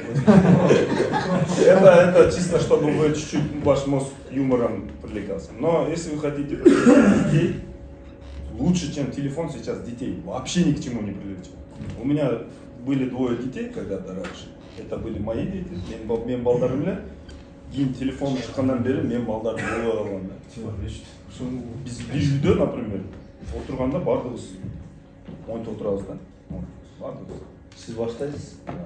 Алар баштап коет. Если мына болсо, же болсо вы сделаете программу, как раз могул жерде балдар бар, которые ориентированы на детскую аудиторию. Ошолорго спонсор болдум, алар айта берсин. Да,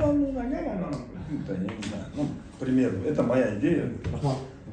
Бекер сатып алма, жок, печенье жегенден чыгып, пряник жегенден чыкты да, мындай идеячы. Бекер айтты. Онлайн-игра сейчас интересно. Жаш балдар көп ойнойт. Бул чындык.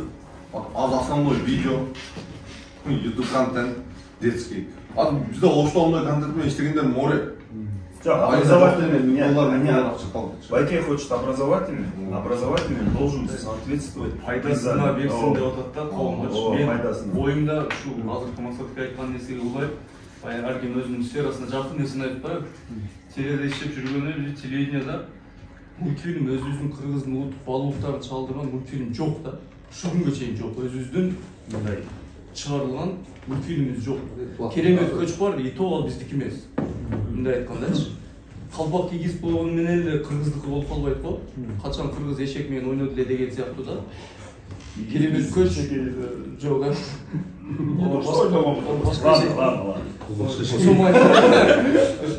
ойногон эшек башка. Айтайын дегеним, алага улууга урмат көрсөтүү сыяктуу деген маанини туюндурган бир тематикадагы мультфильмдерибиз жок да. Ошол нерсеге Барбол Атамекенди көндүрүүчү демөөрчүлүк кылды десеңиз, 3D аниматорлор өтө көп биздечи, мультфильм жасай тургандачы. 3D аниматорлордун айлыгын төлөп берип койсоңуз эле болду ушул мультфильм. Сценарист менен 3D аниматор. Айда көп баягы персонаж керек десе. Там видишь, зарплата. Это невыгодно. Ал жерде нормальный прибыль түшөт. Ошол адамдар менен сүйлөшүп, мен азыр силерди каржылайм, эртең прибыль түшкөндө бөлүшөбүз десеңиз, можно. Аны телеканалдар с удовольствием сатып алат да.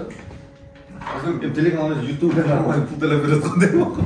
Бирок англис тилинде кылышыңыз керек, кыргыз тилинде 3-4 тармак кылышыңыз керек, прибыль түшүш. Аны берки немесине неден коет, жазуусу. Субтитр. Нет, не надо субтитрге. Тилде 3-4 канал ачыш керек. 3-4 канал ачыш керек, 3-4 каналда дебиловский билесиз да. Орусча бар, испанский бар, английский бар, французский бар. Ошондо Канат байке торт сатабы же контент жаза берет. Азыр өзүңүз айтып койсоңуз, жаш балдар көбүнчө алып берипчи. Жаш аталары, жаш балдар отурган сизде баарыңызга рахмат. Биз да алсак балабыз алабыз да, өзү Мен өзүм эле алам, балдарга жейт, балдар. Ушул эле айткан варианттардын кичинекейирээк, жөнөкөйрөөк биздин жакыныраак варианты. Каждый упаковкага бир нерсе кошсок кандай болот? Мисалы, печенье эле мисалы жасалган лягушка же нерсе. Сөйтүп дегенде мен билем каядыр бар. Кукуруздун ичинде оюнчук чыгарып берип кайда алышат да, жеп бүтүрбөй дечи. Балким алда какой-то процент катар жаш балдар аталары ошого берип сүйүндүрөйүн деген ой болот. И ошол оюнчуктарды балдарга курсок болот. Тоже польза. Ошо игрушкалардан пазл чогулуп туруп, андан көрө пайдалуу болуп. Анан ошо подаркасын алып кетиши. Негизи маркетингде не деп аталат десе ушул нерсе канатка. Водный продукт деп айтылабы? Иштеген сен билесиң, биз рахшан билет. Мен иштегенде мен билет. Көп урмат, любой нерсени билет. Негизи мондай да. Антаке, вы нас пригласили для чая, да? Чайчик, идеяларды айтып. Вывод вы должны делать сами. Мы люди, я лично человек, я же говорю, несколько разных направлений образования бар да, арнасы тараптач. Анан эгер сиз проблема чечет десеңиз, анда проблема чечишиңиз керек. Биздин ой пикир мен түшүнүшүм боюнча сиз ошо мозго оштуруңуз да. Ошо кыла турган ишиңизге, ооба, сиз кыла турган жумушуңузга эле бизден уруксат алган эле чогулттуңуз да. То есть вы не собрали нас. Да. Вы не собрали собрать идею. Идея топтолгон. Ол жерде отургандардын көбү это люди идейные, да. Анан бекер эч ким идеясын сатпай жатат. Менен бөлөк. Акча берсеңиз нормально нерсе айтып беребиз деген. Мен бунун баарын урмат үчүн жазып атам деп. Не, негизи, например, жа айтпадым, эгер сиз могул жерде отурган круг, он такой круг, оказывается, ар бири менен иштесеңиз, отдельночи, сизден өзүңүздүн направленияңыз менен дальше кетет. Жа айттым, жакшы идеялар болот, но вам надо это, например. Сегодня, мне кажется, эта тема вам не интересна, потому что байкен идеялары, которые инновационный стартап, это когда у тебя миллиард долларов, долларовый миллиардер, ты можешь заниматься этой, ну, как, например, Билл Гейтс, делать нечего, придумывать стартап. Тесла, Маск, делать нечего, придумывать какие-то. Анан жок, мен акча тапшым десеңиз, анда биткоинди элетип койсоңуз утасыз. Кыргыз элинен кырсаңыз чыкпайт. Сразу. Мы кыргызы за свою хаганатство, мен сары уурудан болом, биздин ууру чыккандан бери эчтеке тапкан эмес. Менен сарыда эчтеке тапкан жок, башын жоготуп, больше ничего не нужно. То есть, если вы хотите заработать деньги, то идеи, которые у вас, а если вы хотите заработать авторитет, там, депутат, то не с нами.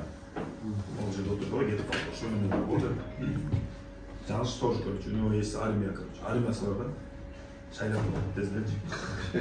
если вы хотите сделать просто творческие идеи, которые вы хотите дать, можно запустить спутник. Вот зачем спутник запускает, когда у нас и так дохрена их по космосу? Я вообще не могу понять, но это то же самое, да, то есть выстрел вверх. Илон Маску, зачем опять спутник, да, когда все есть, но он захотел, выпустил. Телефон işletildi, işleviyle жүрüp так. Что дали дальше, да? Родителями работать, как вот здесь уже сказали, это лично их нужно обманывать. Это маркетинг. Маркетинг, слово, это продажа, да, то есть продажа это все, что ты обманываешь людей. Ну, грамотно, да, то есть. А это самое, где Турцияға путевка деп пряник сказал, говорится. Да, Кока-кола делает же, кстати, Кока-кола. Вот самый яркий пример это Кока-кола. Саби, слово выбрали лям. Миллион. Да, белгілі, бары жана үй бүлө деп атпайсызбы. Ошол үчүн бир Кыргызстанда бир жакшы дебилген автор болуп калганга аракет кылыш керек да. Гиннестин рекорддор китеби болбодубу? Значит, хотя бы Кыргызстанда мисалы үй бүлө күнүндө же үй бүлөнүн вот день семьи мисалы как раз торт объединяет же нас, правильно? Да. Семейный праздниктерде ошондо торт бизди бириктирет да баардыгыбызды, туура. Жашыбызда, карыбызда баардыгыбыз торту жейбиз, жетишинче бөлүп кесип жейбиз. Ошол нерсени вот ошо үй бүлөнүн как символу катары бар, биримдиктин символу катары. Ошону эметип берсеңиз, бир жашынакай датаны белгилеп туруп, ошол күндү өткөрүп туруп, жылда ушундай белгилейбиз, быйыл Ошто белгилеп, кийинки жылы Чүйдө белгилейбиз, кийинки жылы Сүткөдө белгилейбиз деп жылда мондай белгилесеңизчи, шек бар. Же баягы айтканда эле шириндик күнү деген сыяктуу. Ошо менимче шириндик деген серьезно окулабы? Аны эми ойлонсо болот да, ар түрдүү варианттарды кылса болот. Не, я больше тоже поддерживаю.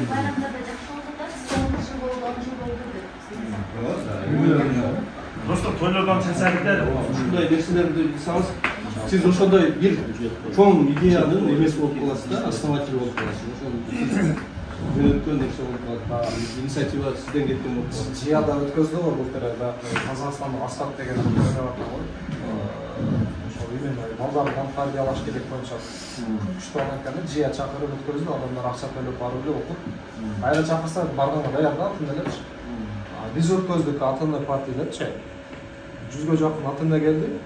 Бизде проблема бар экен да, АТНлер үйгө барганда мындай телефон берип коет, тамагын карайт, кийим карайт, анан ички жамы үйнөсү, бала менен сүйлөшпөйт деле, ар ким өзү менен өзү экен да. Балдар ошодон баягы өзүнө замкнутый болуп кетет деген суицидтер болду былтыр. Ошол сыяктуу нерселердин алдын алыш боюнча мындай бир форум сыяктуу нерселердичи. Бул мындай ошол социальный жагы да бар, тарбия жагы да бар. И ошол жакшы өтсө, барбол менен ассоциация болуп турган болчу. Ошондой үй бүлө темалары, калган нерселер баарын бириктирип кетет. Ошондой формат. Ошол жана Гапыр Мадамиевдин окшогон адамдарды финансировать этиш керек да. Кыргызстан боюнча надо запускать караван. Энелер мектеби. Это главное эме бар болот. Онго деле эми аябай чоң бир спрос жерлерде ошол эл аябай чоң болуп келет. Ошол жерде можете там ал киши өзүнүн сөзүн айтат, сиз болсо продукцияңызды коесуз.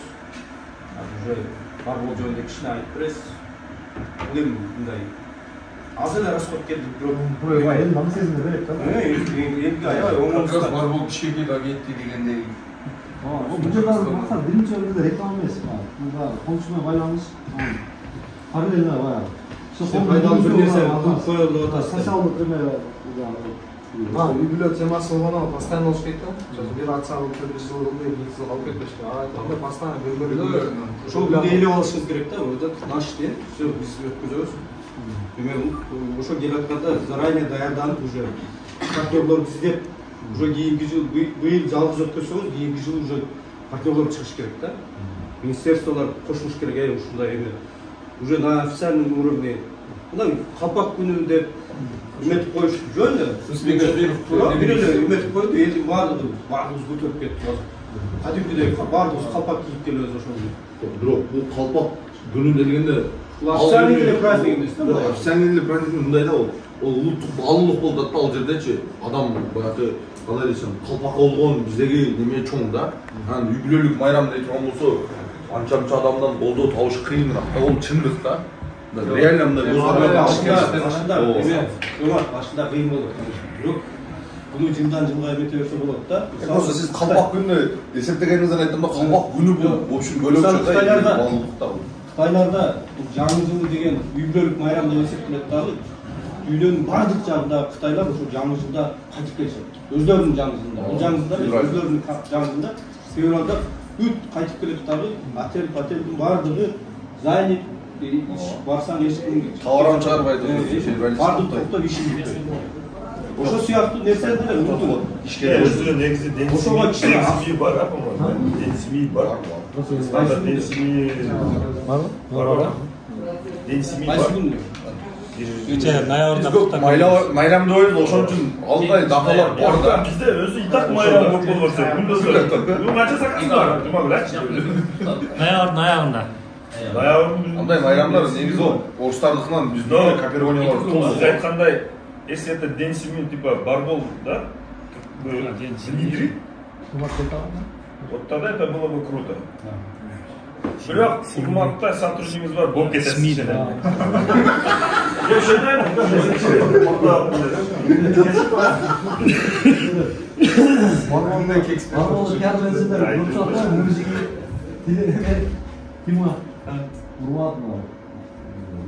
Барболду пиарлар да. Элдин арасында биз мисалы бакыт кадыр маселеси боюнча мен Лондондо эмисин иштедим да, сурөткөрөштүм курулушта. Өз барбол тамыры Лондондо десе болот дегенде, ошол жерде мен бачаңы капитал. Ал ошол жерде көрдүм, бир күндө да жумушка берет да. Бир күндө да берет. Анан ошол Англиянын экономикасы алар Евросоюзга мурда эмеге, киме эме болот го. Себеби бул жакта өзүн мисалы Швейцарияларда ишке кириш үчүн баягы талап бюрократия менен экен да. Англия ошолордон менен туруп экономика аябай либералдуу да. Бир күн өтүп иштедим кеттим короче. Анан бизде бар болду. Кечирип турам, кеч кабыл кыласыз.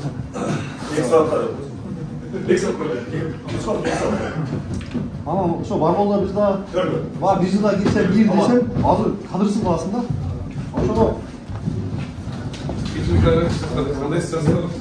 Эмеде бар менеджерлик кесипте болсо биз конкурс менен алып туруп, кеминде бир жыл иштесем, алалы кип бир ал конкурс менен. Анан жөнөкөй эмне кызматкер барбы? Элди упаковка кылышып алып эле үлөтүшүн деле кереги жок. Аларга всё аз минимум 6 ай же 3 ай. Өз бара-бара биз Англияга бизде барабыз да, бир күндө деле кирип каласың. Сизде бюрократия катуураак да дейм менимче. Башка ишкаларга караганда. Потому что мен не болду да? Жок. Через интернет мен неме кайсы эле бир сайт бар го. Ошол жерде резюме всегда турат да. Анан ошол жерден клик болду, анан мага приглашение келди, ушундай нерсе. Мен урмат өзүнө деле айттым да. Офисиңиздер кычкырак экен. Мен эми төлөйкөндүмүн да. Анан ошондой төлөйкөндө туруп офисиңиз кычкырак келди. Жок. Кычкырак. Мен анан аяка бардым. Бардымдан кийин баргандан кийин отдел кадр бар экен да. Отурдук дагы анан сезбей ушундай бир эки сөз сүйлөштү дагы. Мынтип айтты да, жетекчи менен жолуктуруш керек деди, по плану үчүн. Бирөө менен жолугуп сүйлөшүп, мындай сүйлөшүш керек да. Отдел кадр айткан да, анан калдым. Мен сизге анан чалам, ошондо келесиз деп. Болсо зачем чакырдыңар дедим да, мен олтурган жеримде эле. Зачем бирөө адамдын убактысын алдыңарбы дедим. Неге чакырдыңар? Эгер собеседование отурган болсо сразу эле айтпайсыңар, ошол күнгө барам мен. Мен деле бияктан убактын бир тобун алып анан келдим да силерге десем, билбейм деп койду. Анан мен сразу урматка айттым, урмат, силерде сотрудниктерди кабыл алып мындай болот экен. Мындай болду. Анан кийин мен айтсам урмат, ондо билбейм, кандай болот экен, мен деле түшүнбөй калдым деп, урмат өзү деле. Айтам го, сиздерде бюрократия, мисалы үчүн сиз жетекчисиз да, сиздин сотрудниктериңиз сизге келип жакшы сүйлөп, баягындай иш менен жүрө турган болсо неме кыйын да. Бирок сиздерде реально бар. Жок, маселе бар, туура. Кайдан деген мына жөнөкөй работник дейм. 3 айга азыр мына сезон болгондо топ мисалы, 1 айга да берет, 1 жумага беретчи. Бирок анан бирок сиз маркетолог эмелерде алда бираз конкурс анан бирок бошлам ошол маселе бизде бар.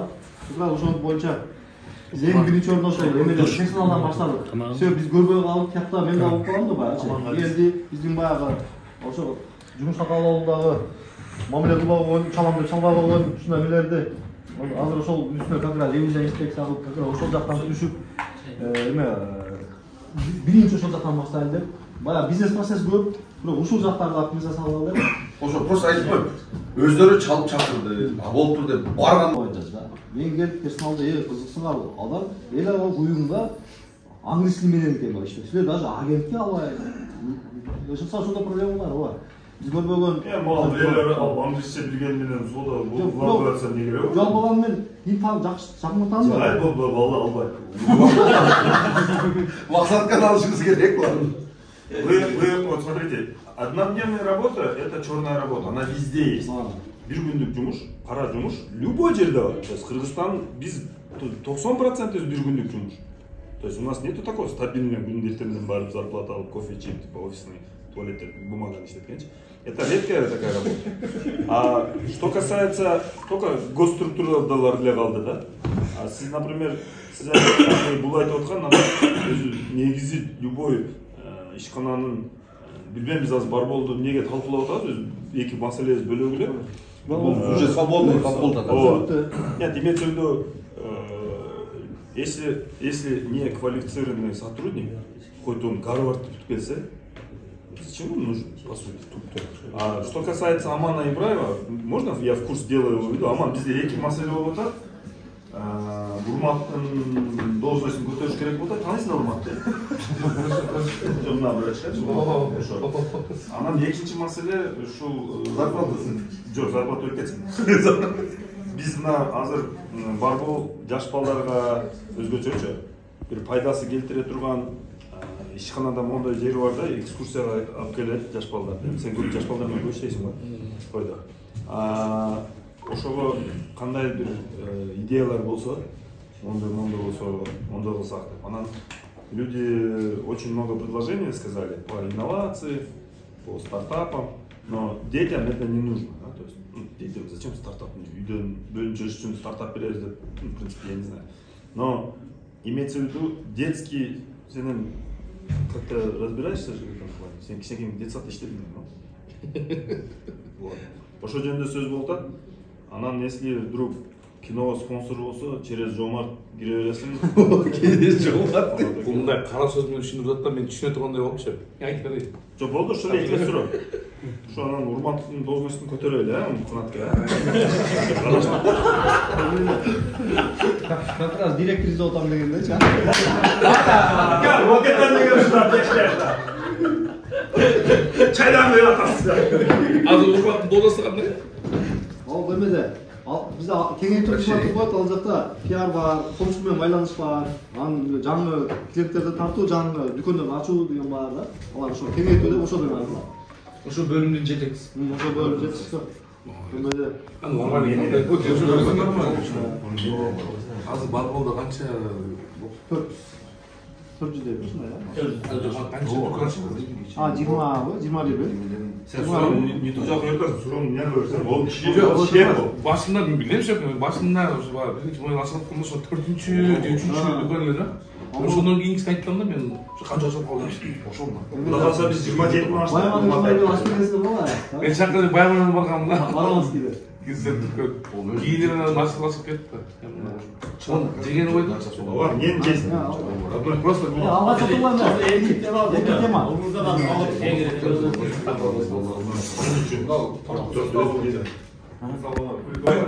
Олар өзүн баярбайт.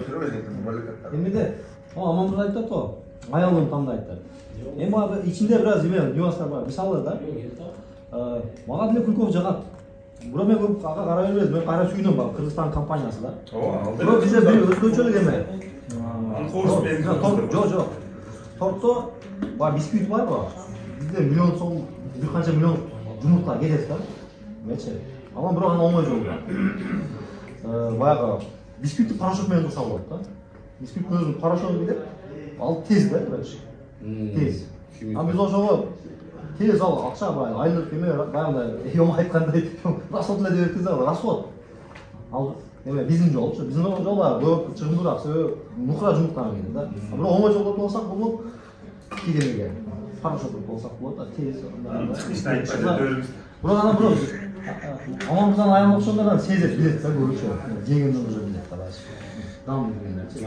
Ошондо мен үйгө жүрөм, ошо анан үйгө келип алып, мына торт эмне экен дебесиңер. Жөн эле урмат берген торту уруп атабыз. Чтобы вы понимали, у меня большая семья, 8 человек. Мама, папа, 8 человек родили, цель қарап қой, мақсатқа жетеді, қалған 8 тасы дүріп болды. Шудасы, да? Вот. Мы 8 человек, мы большая семья, я себя считаю итальянской семьей, да, без стол, блин, вот уже чай ішкен жақсы көреді. И когда застолье, как Роман сказал, мы любим, вот как айтып атпады ғой жаңа, День семьи. У меня, например, этот праздник очень большой праздник. День семьи очень большой праздник. Вчера, например, даже элементарно, телефон алса деле торт алып жейт екенбиз да. То есть, по сути. Анан ушул урмат каймак отургузуп койду эле. Каймак кичине арзаныраак кылып койгулачы деп маселени көтөрүп койсун. Скидка кылып койгулачы максатка деп. Яны биздин вопрос ошондо чечилдиби я, господин Макарович? Да, в целом у нас не было вопросов, у нас был мозговой штурм. Сіздерге аябай чоң рахмат. Азыр пицца келип атат. Тездетип коеюн. Пиццаны жасап атасыз, белет? Азыр пицца жейбиз. Жок, вообще Балболту барып писасыз. Вот да. Пицца жейбиз.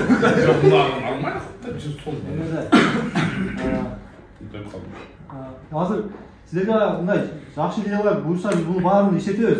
Баягы урмат жөн койбойт булардычы. Урмат Өзүнбекбай, Акитов отурат. Мына бизде пия эме өтө Алла разы болсун баягы колдонуп алганан. Бул жерде максат көп баягы бизге кыска мөөнөттүү маркетинг эмес баягы. Берки пиар дегенди ал узак мөөнөттүү анан бир социалдык баягы действительно баягы азмаз. Бул өмүр тез өтүп кетет экен. Биз да акчаны жанып кошумча бирдеке кылып кетсек дегендей. Мисалга да жөн эрки темага өттүк го. Мен bir yol gördüm ha, Bişkek'te kılıçtı da, 10 yıl olup kaldı. Bayağı da. Misal Avrupa'da bolcuğun büyük. Anam bu Özbekistan dile kararında, Tajikistan'da 6 yıl yaşadım, Kocaeli'de. Şaha taptaza o. Bizge Oşor gelsen, oğa Tajikler de gelip şurada, Tajik dostlar böyle 6 yıl yaşagan için taptaş. Gelgende de, ya bana bu şaha nege şaha maçtan uçursan ertең tezle girip olur. Anam misali, ben bana Serbia'da okudum, bargan günü kim тазалайшы şol oldu, 3 ay altta unutasın da. Ошто күнүгө 2 жолу тазалап жүргөн. Эме ушундай. Анан ушул багыттарда мисалы түкүрмө деген бир акция болгон. Көрсөңүздөр 10 жыл болду Бишкекте. Атамбаев президентинде. Ошол убакта. Анан бизге келип багы түкүрмө өрөт го, короче. Билет түштүктү эмес болот. Өткөндө Бишкекте Яндекс Таксиде кетип барса, Яндекс Такси көбүнчө биздин Баткен жалоо достуктар экен. 70-80%. О күндө эле катысым жалоо ат же Баткен. Анан bir gün кетип сандай сакалды коюптур. Эме таксыр экенибизден бир раса келиштип түкүрдүк, короче, баягы. Солай. Я айттым, "Бул сакал модабы, жемеби?" десем, "Неге?" дейт. "Сен шаар ортосуна түкүрүп атасың го" десем, "Эми сакалды алып кой." "Неге?" дейт. "Анан бул анда сен таксырларга сөз тийгизесиң." Десем, "Муну алып коюш керек экен."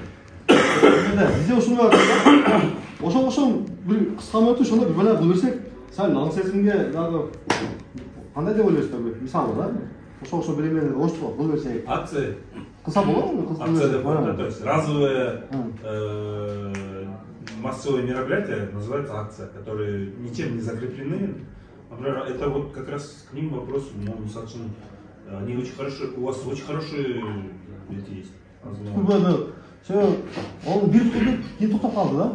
Анан ошону кайталап кылса, маселени береби дейм да. Потому что токтоп калган себебин Канат байке 5000 сом штраф коюп койду деле түкүрбөй калыш келет. Анан кайра алып деле.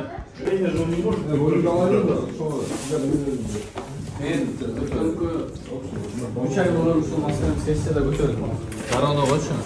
Муну биринчи ата-энелер контролго алыш керек. Анан ата-энелерге устамайт экен ал кийин. Жок, эми ошол контролго алыш керек. Конечно. В этом институте денег. Ата-энелерге түшүндүрүү иштерин баштагыла депчи биринчи.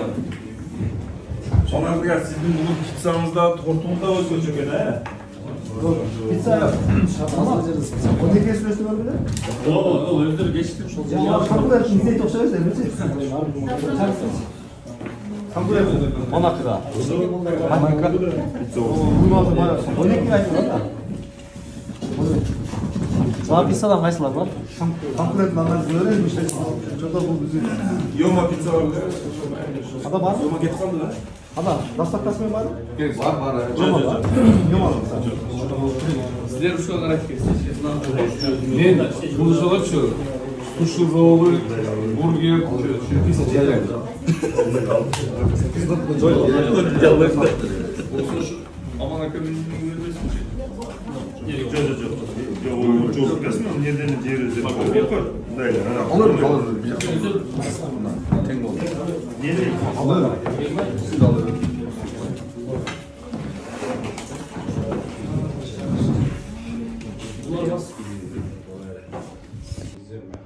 Kırgızstandагы аз эле ишкерлерди сыйлап жакшы жакындан тааныган болсо ошонун бирисиз. Ийгиттер болсун компания чыныгында 100% атамекендик компания катары Кыргызстандын экономикасына салымын кошуп жүрө берсин. Чоң капитализацияга ээ болуп атамекендик эле эмес трансулуттук компанияга чейин өсүп жетсин ушу жакшылыктар көп болсун. Дайыма мына шаардын эң алдыңкы жаштары идеяга бай, идеянын генераторлору отурасыңар, баарыңардын келе жаткан жаңы жылыңар менен жакшылыктар, аманчылык көп болсун. Ушу дайыма ушундай чогулуп ынтымакчылык менен бизнестин дагы, шаардын дагы, мамлекеттин дагы көйгөйлөрүн чечип берели. Аман бололу, жакшылыктар. Sizlarga da çok rahmat.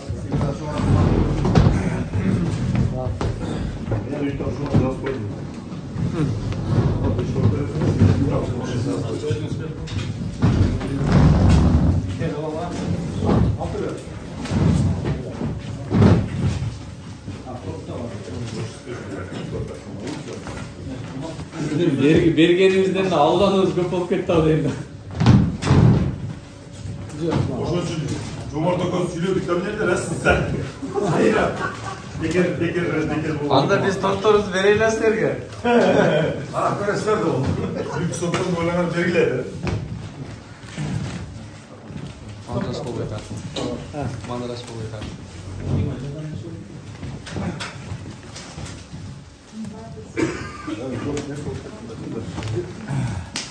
Менен башыңызды. Угамыз көз. Көрүп алдыңар а? Всё. Uşaklar kolaysa maksat kadar abi.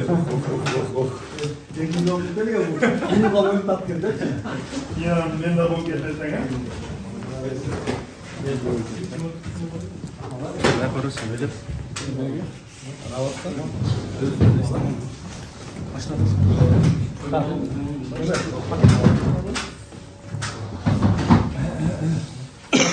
Суретке çıkıp al. Şöyle belekler ben çıkıp koydum. Yakası var. Sırtta gemir